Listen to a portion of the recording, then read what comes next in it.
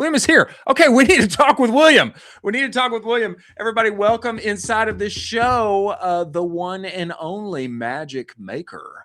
We're talking about William Hicks, co-founder and CEO of Magic Mind. Had a beginning on Wall Street, but he had to leave that soulless place. I think that's what he would term. We're going to ask him. He had to leave that place and bring a little magic sauce to the CPG world so that we can all be enlightened and operate in a higher way in our everyday, in every way. Everybody, welcome inside of this show, the one and only William Hicks, co-founder and CEO of Magic Mind. Hey guys.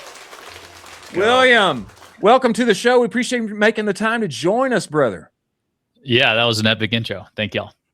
Oh man, the sound is great. Crispy. The background with this what we got going on here. the wall. Branded. Oh my Look at that.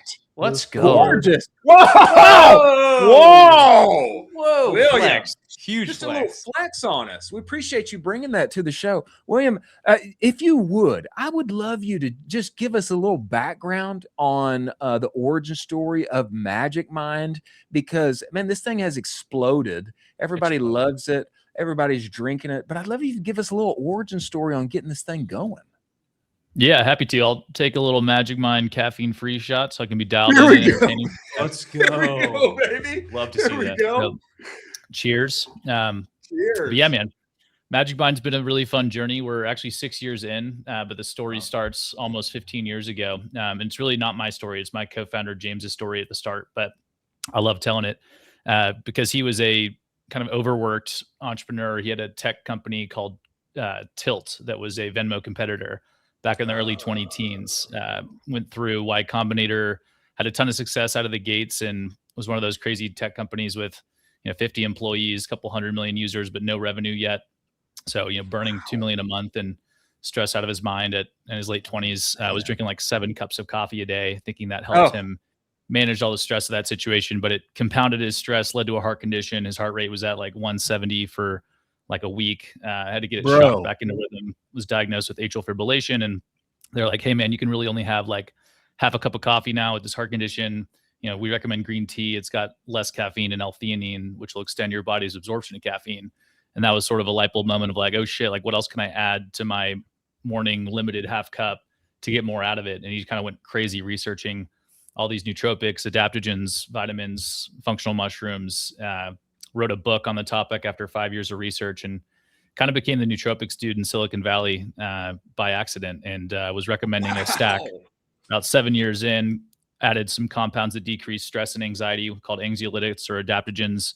And that's what kind of unlocked a new level of productivity for himself, and started sharing that with friends. Just had a Google spreadsheet called James's Magic Potion he would share, and it had his 12 favorite ingredients after those 7 years of research and the best suppliers on Amazon to buy them, and kind of went viral in Silicon Valley at Airbnb, where he ended up, and in Y Combinator. And a group of friends loved it so much but hated pre-mixing and weighing it. They actually booked a commercial kitchen in San Jose to make them bottles of James's Magic Potion every week. So they go pick it up, and the co-op grew to from about 3 friends to about 60 people before I got back to James. And he was like, well, shit, I might have to start a beverage company. And fortunately we had stayed in touch. We grew up in Dallas together, and I had gone on my own CPG journey, helping be part of the founding team at Brahmi, and was 5 years into that journey there, and was excited to come over and help James launch Magic Mind. So I did that in 2020, and we've been at it for the last 6 years. Wow. It's wild. You touched on the fact that he was kind of having these viral moments as well with what he was building. Recently, you guys also just went viral with Kim K. Can you talk us through that moment of what that looks like inside your company when basically the largest influencer in the entire world posted about your product? I mean, it's unbelievable.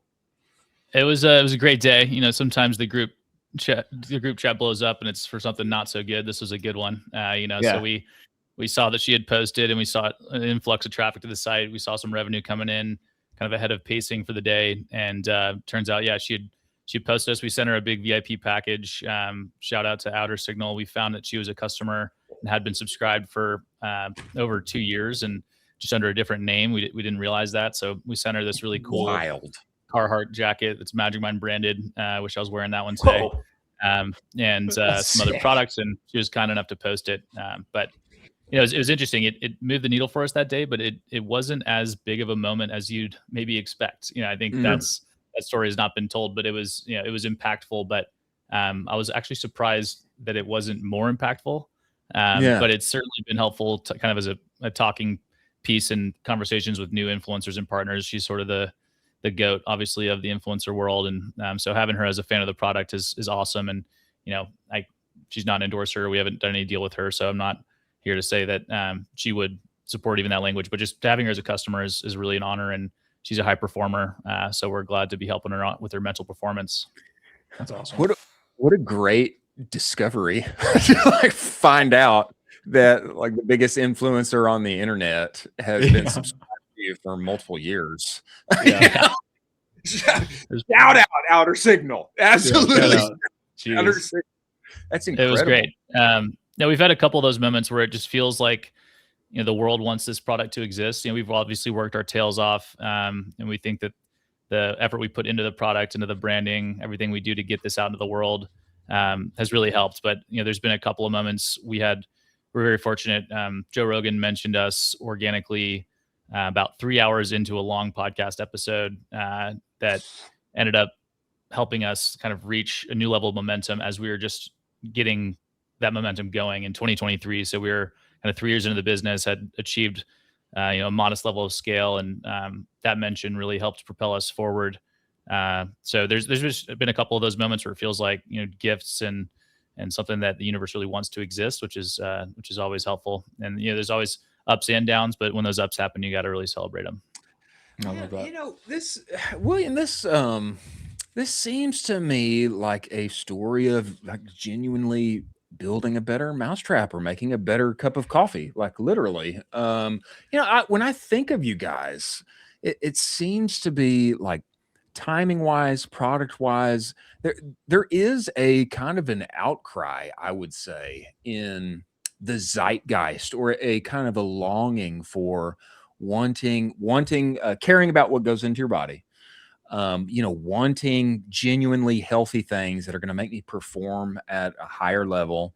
It's not the 80s anymore. So it's not just nicotine and caffeine. What else is out there that can genuinely, bring my mental game up and to the right? It seems like you guys are at the crest of a number of things happening in the cultural zeitgeist, and you brought a great product to market right as all of that interest was happening. I mean, would you agree?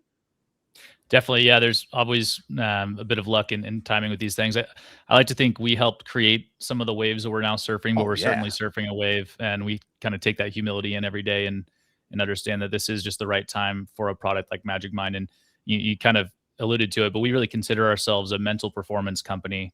And so we want to create the Nike of mental performance, the brand that people really think about when they think about how do I enhance the way I feel and perform on a daily basis. Because I think, most people can kind of put on their Nike shoes and pretend to be an athlete, but all of us wake up every day and know that there's a different gear that we can get out of ourselves. We all have those days where we're just kind of flying through the day. And I think, Magic Mind isn't here to tell you we're going to change your life, but, actually we can help you reach that highest potentiality that you have inherent within you more consistently, just by removing barriers like stress and anxiety, by adding to your cognitive abilities with nootropics and other clinically backed ingredients that support your memory and focus, and with a steady energy that's not going to crash you out, so you can actually sustain throughout the day all the tasks that you need to do to get your job done. Because we're really positioned not as we kind of launched as a productivity shot. That was our tagline.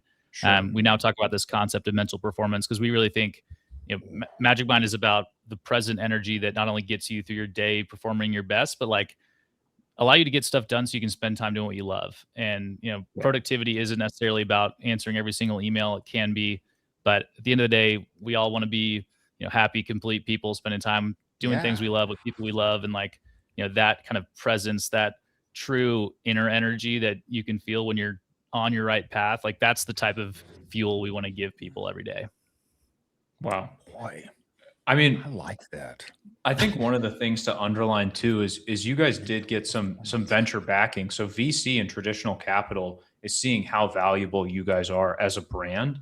What advice would you have to the brand in 2026 if I'm trying to raise VC capital and I want to be exactly like Magic Mind?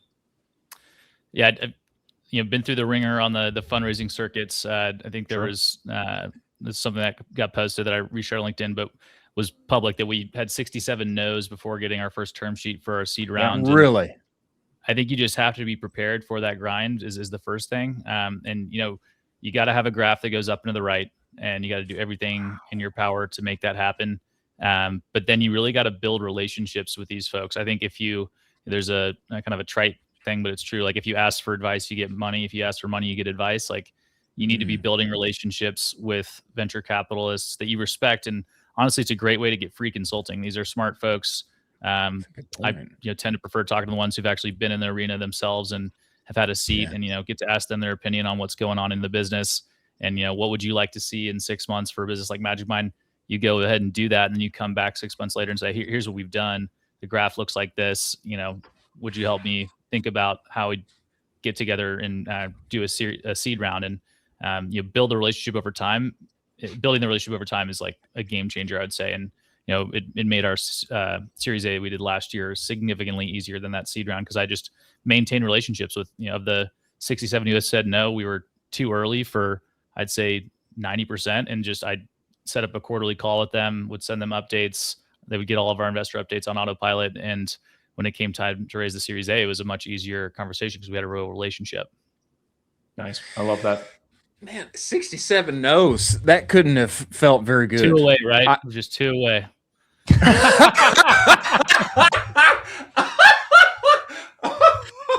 You're close. You're close. Hey, William, I did not know that you're from Dallas. I'm from Dallas. I grew up in Irving, but I think there's another famous Dallasite, a Highland Park Scotsman, the one and only Matthew Stafford, that is associated with you guys now. Is that correct? Yeah, he's been a friend to James. They're about the same age. Went to Highland Park, and Matthew invested in Tilt with James, and James is public about this, that Matthew did not have a good outcome there with Tilt. It kind of ended in a bit of a sideways deal, but Matthew was just a great guy and supporter. When Magic Mind came out, he said, how can I support? And he became a customer first and really fell in love with the product. And so when he asked about ways to partner in fundraising, we had our Series A going, and so he actually came in and invested last year. And we we're able to get him to agree to do some content with us, a podcast, and we gave him some extra advisory shares. And he's been just a very supportive and down to earth human. He's just a great person, and just a really elite high performer. The reigning MVP right now. Talking about freaking MVP the last 2 years. Like, it's just another kind of pinch me moment, but customer that we're very proud to have supporting Magic Mind. Yeah, that one doesn't hurt. That doesn't hurt to have his mental performance obviously needs to be through the roof. Freaking MVP going out and ripping it. I think they could get a Super Bowl this year too. And they've moved some pieces around. They're looking pretty good.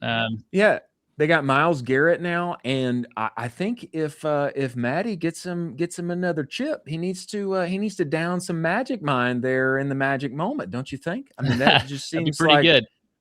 I think we need to have it right there in his waistband somehow. And we'll try to arrange that. We'll see if that could happen. But man, he went through kind of the decision-making process that happens from breaking the huddle to throwing a ball in the NFL, and it is just insane. I mean, it's always been kind of crazy to me that I think every boy in America who grows up wants to be a quarterback, and there's only like 15 good ones.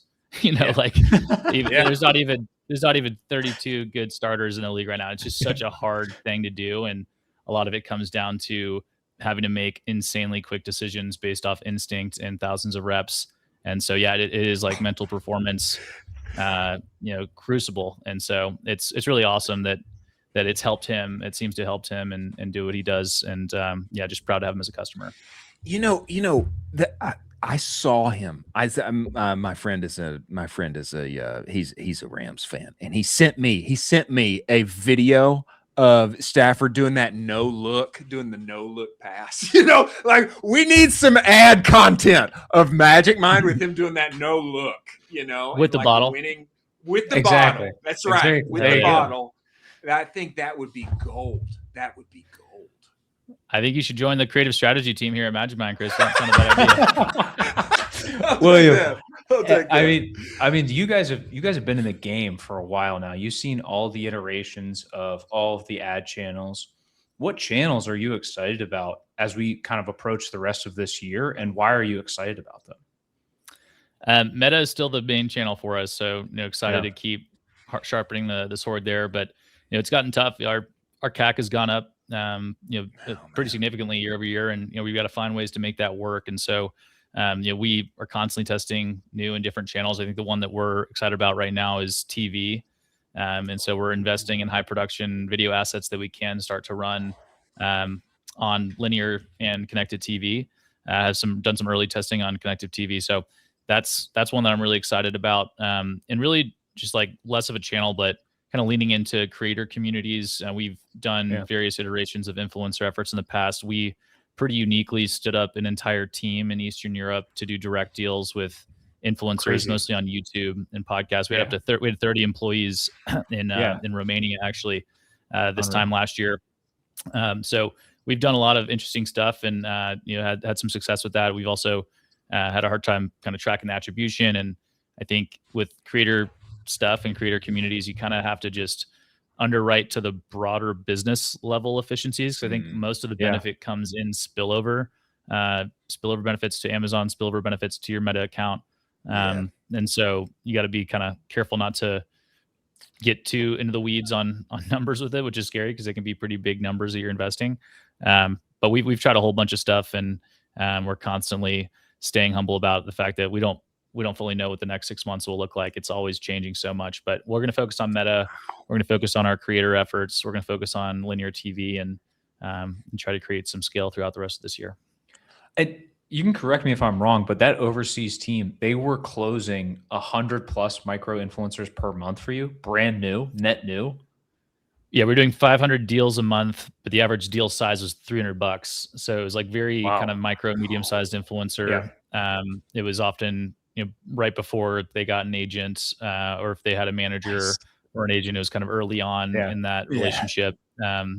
And you never could tell what would work. It was crazy. Like it wasn't one demographic, one type of channel. It was really the most correlative factor in success was whether they truly loved the product.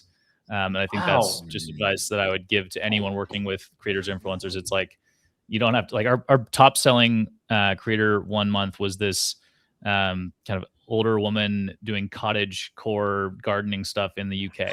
And she just loved Magic Mind. And the way she talked about it was like truly authentic, and her audience who, is following her at 10,000 subscribers, 20,000 subscribers, clearly believed in her and had like a great community. And when they could tell, they can suss out the bullshit. Like she actually loved the product, and it ripped. Like it was a great, it was a great integration. So you never know, but kind of keying in on the authentic people who really love your product is really the only surefire way to find the right deals. That we found. I love that. Absolutely. Authenticity rips, baby. Rips. That is gold. That's gold that you just mined out there, William. Wow. I didn't, you guys you're not still in Dallas, are you, William? I wish you were, if you're not. I am, man. I got this whole beautiful flat land behind me here. No, you're in Dallas. Wow. Yeah, I gotta have a surfboard here to make people think I'm in LA, but I'm here in Dallas. That's what we thought from the vibes. That I think we need there was an interesting thing where we were going to be in Dallas and we were going to be streaming from Dallas, but it didn't end up working out. I think we need to find our way back home, back to the DF dub. And we need to do something there, IRL. It's in Austin gets all the love for the D2C stuff, but we got the big boy consumer folks up here. That's right. That's right. That's the case. The Fortune 500 ones. So there's some consumer stuff happening in Dallas for sure. Yeah, that's where the when you move to Dallas, when you go to Dallas, that's where the big boy consumer stuff. You put on your big boy pants, and you got SMU just down the road, and a little more Fortune 500 ish there in Big D. Man, incredible stuff. Incredible stuff. And what I will say is, man, this thing is like got to go to Mars. Don't you think this thing is just like going to keep going up and to the right like forever? I feel like this is this like mental performance. I'll say like I experienced this. Like I don't just like want to hype myself out with caffeine continually, but that's kind of like what I end up doing. I feel like this need. I feel like in 2026 working environment and beyond, like, upping the mental performance, I feel like this is only going to continue to be up and to the right forever. I hope so. I mean, that's what we're trying to build. And I think there's other interesting, formats and form factors to be explored. There's other use cases. We just launched a sleep performance shot. We revamped the product that we launched last year and relaunched it 2 weeks ago. And it's really awesome. It's got a bunch of other clinically backed ingredients for sleep and deep rest, but it's got a microdose of plant-based melatonin. So only 0.5 milligrams when most supplements have, 3, 6, or even 10 milligrams of melatonin. So it really does noticeably help you fall asleep. But the best part is you actually notice how when you wake up feeling great with energy, not groggy. I'm kind of ready to take on the day. So that's actually been my favorite product we've ever made. I'm taking it every single night for the last 30 days, and my sleep scores are up near 99, 100%. Every single night. So there's a lot of stuff, a lot of surface area to mental performance. And I'm very biased, but I agree with you. I think there is yeah, baby. That's right, man. Well, I should have taken one of those last night. Well, William, man, we're excited, man. We're going to keep tabs on you, keep following along. We'd love to have you back, and we need to find our way to Dallas and do this IRL, my friend. And we appreciate you coming on the show, and we appreciate you bringing better mental performance, mental fortitude, mental capacity to consumers at large. We want to stay locked in, just like our boy Matty Stafford. Well, I'm happy to hook y'all up with Free Magic Mind anytime you guys do this for a couple hours a day. Y'all need the mental performance as much as Matthew Stafford does, I think. So let's go, baby. Let's go. You said it. You said it here first. You said it here first. You said it here first. We will quote you, and that's got to go on the website somewhere. Yeah, thinks it does. Same thing. Same thing. Professional athletes. Yeah, exactly. Same thing. Well, man, we appreciate you making the time to join us. Look forward to having you back, brother. Thank you, man. Yeah, thanks, y'all.